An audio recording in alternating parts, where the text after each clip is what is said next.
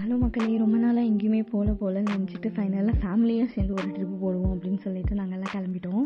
அப்புறம் பார்த்திங்கன்னா எனக்கு இதுதான் ஆக்சுவலாக ஃபேமிலி ட்ரிப்புன்றது வந்து ஃபஸ்ட்டு. ஸ்கூலு காலேஜ் இப்படி தான் ட்ரிப்பெல்லாம் போயிருக்கேன். இதெல்லாம் ஃபேமிலியோட போனதில்லை. நைட்டெல்லாம் ஒரே ஆட்டம் படம் அப்படி இப்படின்னு சொல்லிட்டு செம்ம என்ஜாய் பண்ணிவிட்டு பஸ்ஸில் வந்தோம்.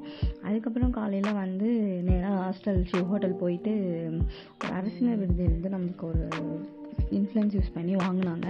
ஸோ அதில் தான் நாங்கள் எல்லாம் ஸ்டே பண்ணியிருந்தோம். நல்லா ரெஃப்ரெஷ் ஆகிட்டு நேராக திருப்பி குளிப்போம், பீச்சில் குளிப்போம் அப்படின்னு சொல்லிட்டு காலையில் கிளம்பி பீச்சுக்கு வந்துட்டோம். அங்கேயும் நல்லா ஒரு குளியலை போட்டுட்டு ரொம்ப நாளுக்கு அப்புறம் குளிச்ச ஜாலியாக ஒரு ஃபீல் இருந்தது.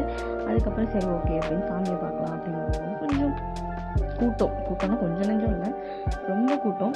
சரி ஓகே இன்ஃப்ளூயன்ஸ் யூஸ் பண்ணி உள்ளே போவோம் அப்படின்றதுனால வெயிட் பண்ணுற கேப்பில் இந்த கிளி ஜோசியம் பார்க்குறது, அப்புறம் அங்கேயும் இங்கேயும் எல்லாரோடையும் சேர்ந்து சுற்றி பர்ச்சேஸ் பண்ணுறது அப்படி இப்படின்ட்டு கொஞ்சம் ஜாலியாக இருந்தது. எனக்கு ரொம்ப பிடிச்சிருந்தது. அதுக்கப்புறம் சரி ஓகே சாமி பார்க்க போகலாம் அப்படின்னு சொல்லிட்டு போகும்போது பார்த்திங்கன்னா ரொம்ப கூட்டமாக இருந்தது. கொஞ்சம் நின்று தான் போகிற மாதிரி இருந்துச்சு. ஆனால் நாங்கள் ஒரு 1/2 an hourலேயே சாமியை பார்த்துட்டு வந்துட்டோம். சாமி வந்து ரொம்ப அழகாக இருந்துச்சு. இன்னைக்கு நான் ரசித்து நல்லா வேண்டி பார்த்துட்டு வந்தேன். ரொம்ப அழகாக இருந்தது. அதுக்கப்புறம் கோயிலை சுற்றி வெளியே வந்துட்டு பார்த்திங்கன்னா ஒரு திருப்தியாக இருந்தது. பரவாயில்ல, நான் கூட ஃபேமிலி ட்ரிப்லாம் பெருசாக அனுபவப்பட்டதில்லைன்றனால எனக்கு பெருசாக தெரியல.